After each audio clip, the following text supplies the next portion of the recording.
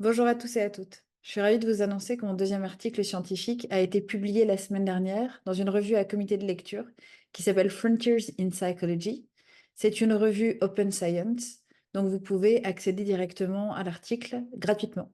Je l'ai coécrit avec Anaël Camarda, professeur en psychologie spécialiste de la créativité, et je tiens à remercier le professeur Nicolas Poirel pour tous ses bons conseils. Il s'intitule Génération d'idées créatives et personnalités, apport du PCM. Si je vous dis vous êtes un concepteur, et vous devez trouver autant de solutions originales possibles pour résoudre le problème suivant. Faire en sorte qu'un œuf de poule lâché d'une hauteur de 10 mètres ne se casse pas. Qu'allez-vous me répondre?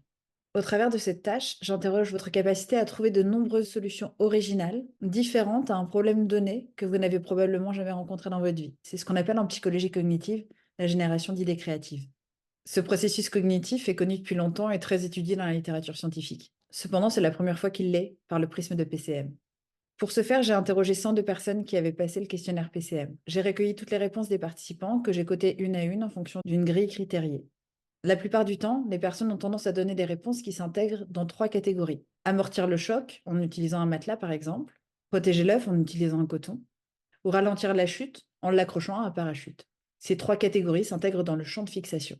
Il existe 7 autres catégories, plus contrôlées, qui s'intègrent dans le champ d'expansion des solutions. Ce sont les suivantes. Interrompre la chute, par exemple en utilisant un filet quelques centimètres avant l'impact. Agir avant la chute, en lançant l'œuf par exemple de 11 mètres. Agir après la chute, en remplaçant l'œuf cassé par un nouveau. Utiliser un être vivant, comme avoir dressé un aigle qui va récupérer l'œuf quelques centimètres avant l'impact. Modifier les propriétés de l'œuf, comme l'avoir congelé avant de le jeter.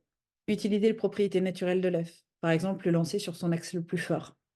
Et enfin, utiliser les propriétés de l'environnement en laissant tomber l'œuf alors qu'il n'y a pas de gravité.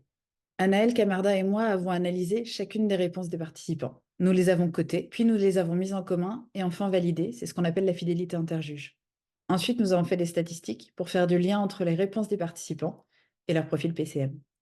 Alors que la phase ne semble pas avoir d'impact, nous avons découvert que la génération d'idées créatives est liée à la base. Je vous laisse donc découvrir les résultats en cliquant sur le lien dans le post. À très bientôt.